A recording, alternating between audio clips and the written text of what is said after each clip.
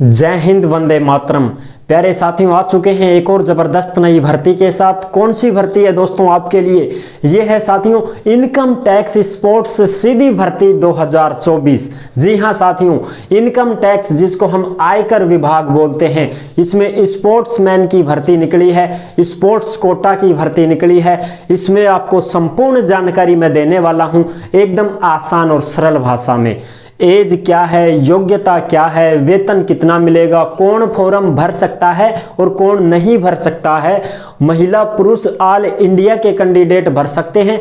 और इसमें संपूर्ण जानकारी ये भी दूंगा कि ये भर्ती जो है ये कहाँ की है, ड्यूटी कहाँ रहेगी, काम क्या है, सारी बात करांगा। पद भी बहुत अच्छे खासे हैं, इंस्पेक्टर के हैं, स्टेनोग्राफर के हैं, टैक्स असिस्टेंट के हैं, एमटीएस के हैं, कैंटीन के हैं, सारे के सारे पदों की चर्चा करने वाले हैं एकदम आसान और सरल भाषा में संपूर्ण जानकारी के साथ। तो अभी तक आप चैनल से नहीं जुड़े हैं तो फटाफट से आप चैनल से जुड़ जाइए। यहाँ पे आपको दिख रहा होगा बांसुर रोजगार, आप ही का चैनल है दोस्त। ये काली पट्टी में सब्सक्राइब लेकर रखा है ना, जाके इसको दबा दो। इसको दबा दोगे तो चैनल सब्सक्राइब हो जाएगा, आप हमसे जुड़ जाओगे, हम आपसे जुड़ जाएंगे। फिर जो भी खबर आएगी, जो भी भर्ती आएगी, तत्काल प्रभाव से आपके साथ शेयर कर दी जाएगी। तो चलो शुरू करते हैं। नमस्कार साथियों, मैं राजेश गुजर स्वागत करता हूं आप सभी प्यारे साथियों का बांसुर रोजगार के यूट्यूब चैनल में। देखो भाई, इस भर्ती के बारे में हम जानकारी लेते हैं। इनकम टैक्स स्पोर्ट्स सीधी भर्ती 2024 इनकम टैक्स स्पोर्ट्स कोटा की भर्ती है। स्पोर्ट्स कोटा क्या होता है साहब? खिलाड़ियों के लिए है मेरे दोस्त। जो भी भाई बहन खिलाड़ी हैं उनके लिए ये भर्ती है, और जो खिलाड़ी नहीं है वो फॉर्म नहीं भर सकता, उसके लिए भर्ती कतई नहीं है साहब। ठीक है, पहले ही बता देता हूं। अच्छा जी, ऑल इंडिया के महिला और पुरुष दोनों आवेदन कर सकते हैं, कोई समस्या नहीं है। बिल्कुल साहब, ये भी क्लियर हो गई बात। ऑनलाइन आवेदन करना है, 22 दिसंबर से फॉर्म चालू है और भाई 19 जनवरी 2024 तक चलेगा। भर ना भरा तो भर दो। ठीक है साहब, 19 जनवरी लास्ट डेट रहेगी। जो भी खिलाड़ी है वो ही फॉर्म भर सकता है। प्रथम प्राथमिकता किन किन को मिलेगी वो भी हम बात करने वाले हैं। और अच्छा, और बताऊँ, और देखो, फॉर्म फीस 200 रुपये लगेंगे। पदों की बात करें 291 पद हैं। और बताऊंगा ड्यूटी कहाँ रहेगी? मुंबई में रहेगी। ड्यूटी कहाँ रहेगी साहब? मुंबई में रहेगी। और बिना परीक्षा सीधी भर्ती है।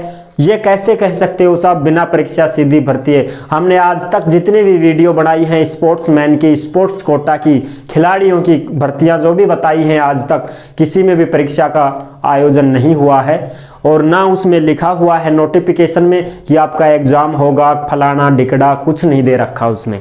तो आज तक हमने जो भी देखा है भर्तियों को, जो भी खिलाड़ियों की भर्तियां आती थी उसमें ट्रायल का आयोजन किया जाता था, परीक्षा का आयोजन नहीं किया जाता था। तो इसी की हम चर्चा करने वाले हैं। बिना परीक्षा सीधी भर्ती होगी, समझ रहे हो?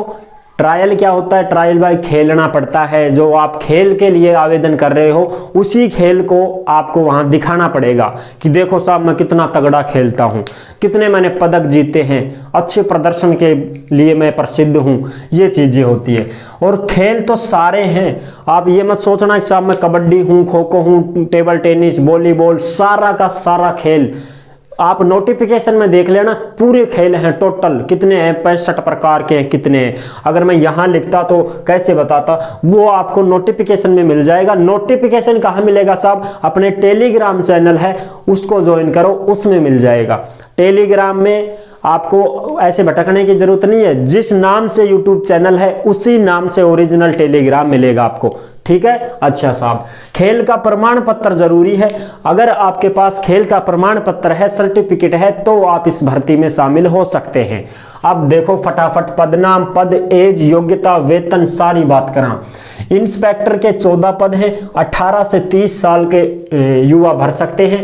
योग्यता स्नातक है, 44,900 वेतन रहेगा। ठीक है साहब। अगला पद है स्टेनोग्राफर सेकंड, जिसमें 18 पद हैं, 18 से 27 साल उम्र है और 12वीं पास कोई भी महिला पुरुष आवेदन कर सकता है, लेकिन उसमें स्किल टेस्ट भी होगा। जी हाँ साथियों, स्किल टेस्ट कैसा होगा? 50 शब्द इंग्लिश में प्रति मिनट, 65 शब्द प्रति मिनट हिंदी के और 80 शब्द प्रति मिनट के हिसाब से शॉर्ट हैंड लिखवाई जाएगी। ये आपको स्किल टेस्ट देना होगा। 25,500 वेतन रहेगा। क्योंकि भाई कंप्यूटर पे काम है आपका, तो स्टेनोग्राफर के पद पर जब आप फॉर्म लगा रहे हो तो कंप्यूटर पे काम करना पड़ेगा ना भैया। तो कंप्यूटर के लिए तो स्किल टेस्ट लिया जाता है, चाहे आप किसी भी भर्ती में चले जाओ, कहीं पे भी चले जाओ, स्टेनोग्राफर का काम होता है कंप्यूटर का। अगला है टैक्स असिस्टेंट, जिसको हम कर सहायक बोलते हैं। कर सहायक के 119 पद हैं, बहुत ही शानदार पद हैं, 119 पद हैं, 18 से 27 उम्र है, स्नातक होनी चाहिए और स्किल टेस्ट भी होगा, जिसमें 8000 शब्द 1 घंटे में आपको टाइप करने हैं। यह भी कंप्यूटर का ही काम है और वही 25,500 वेतन रहेगा। अगला पद है MTS, मल्टीटास्किंग स्टाफ। इसमें भी बहुत अच्छे पद हैं, 137 पद, 137 पदों पे ये भर्ती है। 18 से 25 उम्र है, 10वीं पास मांगी गई है और 18,000 वेतन है। यानी कि अगर आप केवल 10वीं पास हैं तो आप MTS से भी भर सकते हैं। और अगला है कैंटीन अटेंडेंट। कैंटीन अटेंडेंट के 3 पद हैं और वो 18 से 25 उम्र है, 10वीं पास योग्यता है, 18,000 वेतन है। अगर आप 10वीं पास हैं तो चाहे तो MTS से भर दो, चाहे कैंटीन अटेंडेंट से भर दो। और अगर आप 12वीं पास हैं तो भैया चाहे तो आप स्टेनोग्राफर से भर दो। और किसमें है 12वीं? बस यही है, स्टेनोग्राफर में है 12वीं केवल। और अगर आप स्नातक हो तो चाहे इंस्पेक्टर से भर दो, चाहे टैक्स असिस्टेंट से भर दो। ठीक है, अच्छा जी, ये है इसकी जानकारी जो मैंने आपको बता दी। अब प्राथमिकता की बात करें, किसको पहले लगाया जाएगा तो वो भी सुन लो। फर्स्ट प्राथमिकता किसको मिलेगी? जो इंटरनेशनल खेल चुका है, पदक जीत चुका है, खेल जीत चुका है, सर्टिफिकेट है उसके पास इंटरनेशनल का, तो उसको प्रथम प्राथमिकता। सेकंड नंबर पे जो राष्ट्रीय चैंपियनशिप, भारतीय ओलंपिक खेलों का सर्टिफिकेट ले चुका है, उसको दूसरे नंबर। तीसरे नंबर पर जो इंडियन यूनिवर्सिटीज, जो विश्वविद्यालयों में खेल आयोजित किए जाते हैं, कॉलेजों में खेले जाते हैं, वो खेल, उसका प्रमाण पत्र है। चौथे नंबर पे किसको लिया जाएगा? ऑल इंडिया स्कूल गेम्स, जो भी अपनी स्कूलों में गेम होते हैं, चैंपियनशिप होती हैं, उनका प्रमाण पत्र यदि किसी के पास है तो उसको चौथे नंबर पे।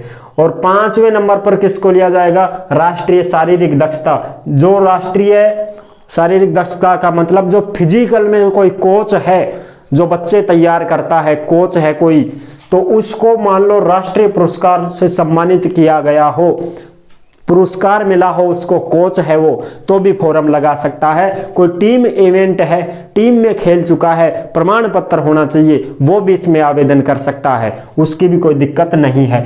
अपने राज्य का प्रतिनिधित्व किया हो, जैसे अपने देश के अंदर ही राज्य खेलते हैं ना, जैसे राजस्थान बिहार के साथ खेले या राजस्थान दिल्ली खेले, ऐसे राज्य खेलते हैं, तो उसका भी प्रमाण पत्र यदि आपके पास है तो आप आराम से आवेदन कर सकते हैं और कोई समस्या नहीं है। चयन कैसे होगा भाई? स्किल टेस्ट होगा, जिनका तो होगा ही, कंप्यूटर वालों का स्किल टेस्ट होगा, उनको तो करना ही है।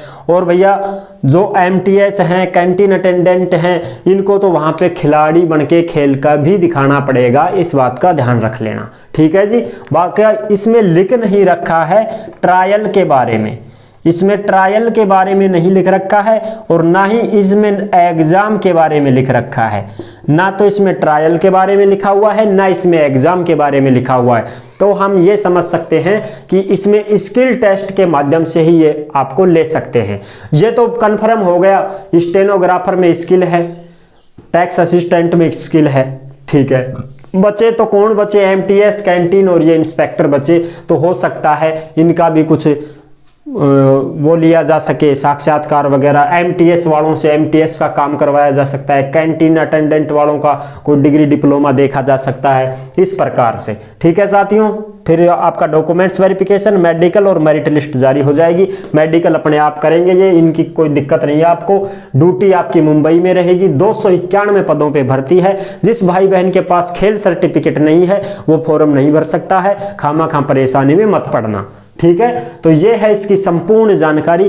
तो आपको ये जानकारी कैसी लगी? अगर अच्छी लगी है तो वीडियो को लाइक जरूर कर देना, और चैनल पर पहली बार आए हैं तो विश्वास के साथ आप सब्सक्राइब कर सकते हैं, क्योंकि देश में जितनी भी भर्तियां निकलती हैं, जितनी भी वैकेंसी आती हैं, तमाम हम आपके साथ शेयर करते रहते हैं और एकदम आसान और सरल भाषा से आपको समझाते रहते हैं। तो जुड़ने के लिए आपका बहुत बहुत धन्यवाद। फिर मिलूंगा एक और जबरदस्त ऐसे ही वीडियो के साथ। तब तक के लिए सभी प्यारे साथियों को जय हिंद, जय भारत।